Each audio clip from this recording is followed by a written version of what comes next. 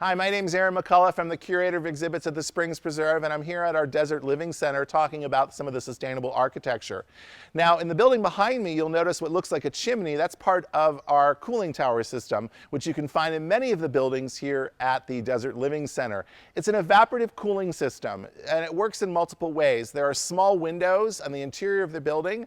Hot air then rushes into the building, and of course, as we all know, hot air rises up to the top of that cooling tower or chimney-looking structure behind me through a watery membrane, which is wet fiberglass, and is forced back down with fans into the building. That increases the relative humidity inside, and one of the ways that human beings cool off is, of course, humid weather. I know we're not used to it here in Southern Nevada, but that actually cools down your body. So that way, we're not having to spend as much energy, or use as much energy rather, to cool the interior of the buildings. Now behind me, we have what we commonly refer to as our butterfly roof.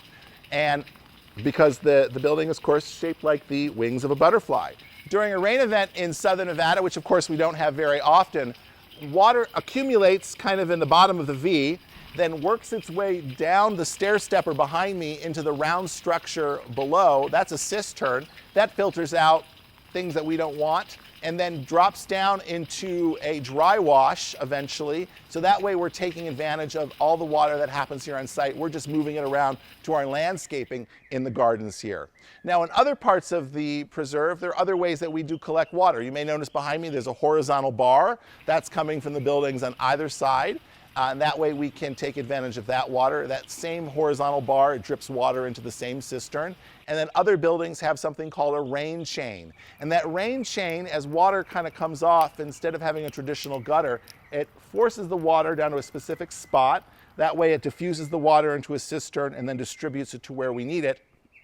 In some parts of the country that use traditional gutters, they have those cement gutter catchers at the bottom, and that's to prevent the erosion as water hits down, creates a divot. We didn't want that to happen, and we wanted to be able to use our water here as much as possible. Now here in Southern Nevada, because our ground is so hard and concretic, most water doesn't have a chance to seep into the soils when we're doing some landscaping. It just rolls off and eventually evaporates. So we're trying to catch it and use it for the purposes that we needed here at the preserve.